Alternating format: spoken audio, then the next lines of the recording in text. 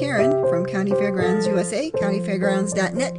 Welcome to today's podcast. Do I have Sam Reza of Sam Reza Performance Art? I do? Hello. You sure do. Hi.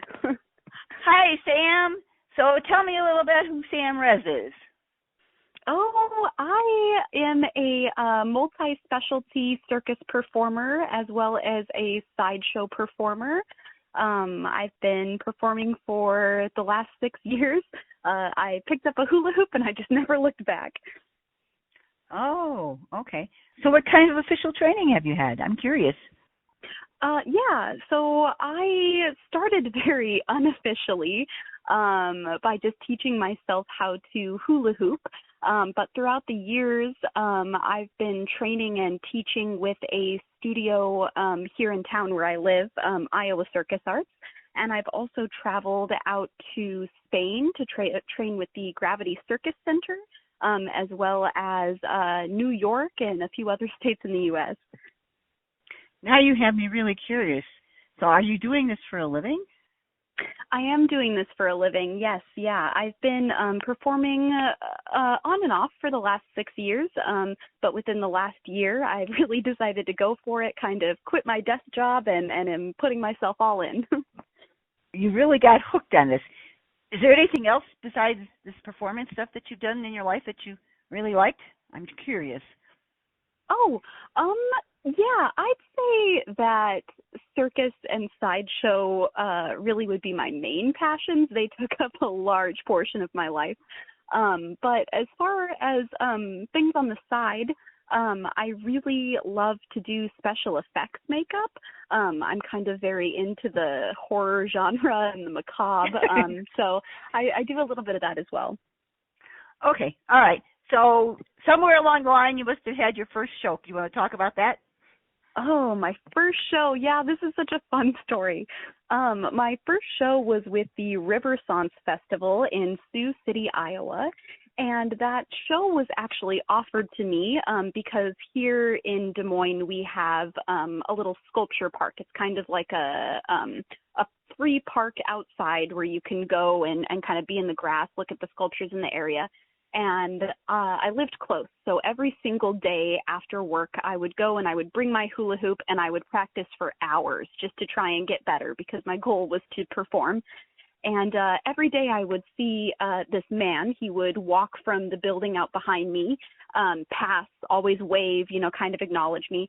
And one day, months and months after this routine, he approached me and he said, I am an organizer and a performer for the Riversance Festival in Sioux City, Iowa, and I've seen you practice day after day and get better, and I think that you would be a great addition to our festival. And so that's how I got started there.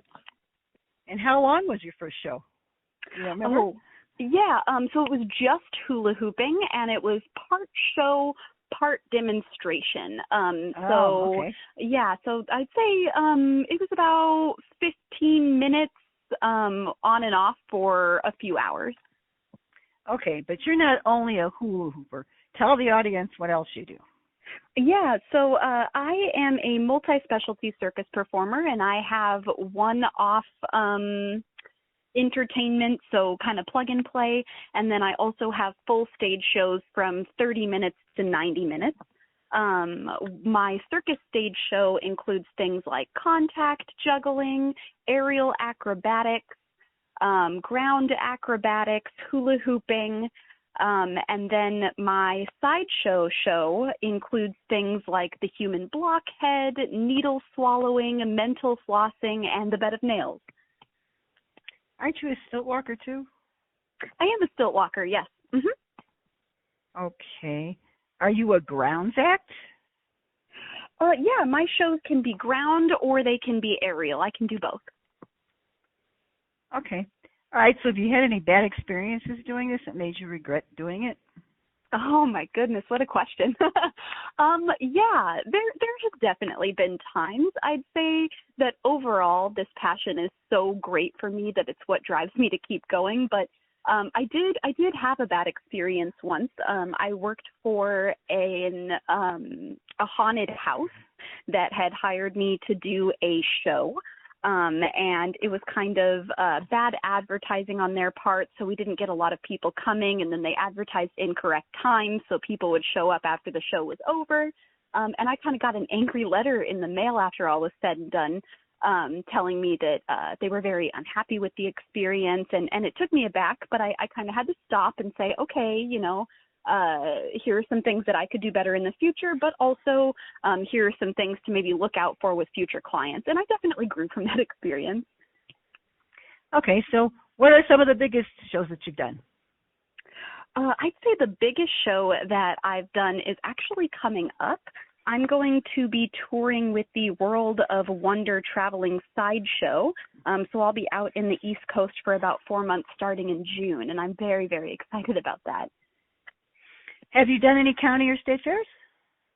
I have. I actually did the Rio Grande Valley Livestock Show, that fair out in Rio Grande, Texas. I was a hula hooper and a hypnotist assistant, and that was probably my favorite fair show. How old are you, dear? How old am I? Mm-hmm. I am 28. Are you a married woman? I am not. Nope. Oh, well, you don't have any kids to worry about then. I sure don't. Get to do all the traveling. So have you had any bad experiences doing this, like falls or injuries?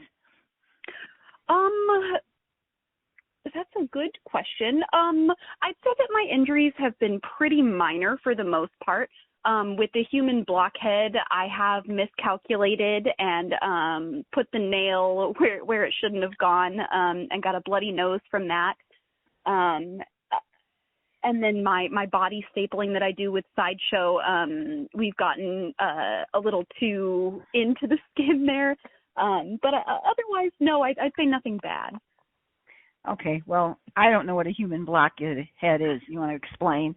I would love to explain it. The human blockhead is when you take a nail and a hammer and you hammer the nail into your nasal cavity. It's one of the oldest Sideshow stunts, and it was actually invented by Melvin Burkhart, who discovered he could do that once he had a deviated septum. I was going to think it sounds like magic, kind of. A lot of people do think it is magic, but it's not. It's real. Oh, okay. So of all the things you do, what's your favorite? It would have to be hula hooping. I have such a special place in my heart for hula hooping because it was not only the first prop that I picked up, but also the prop that I feel the most connected to.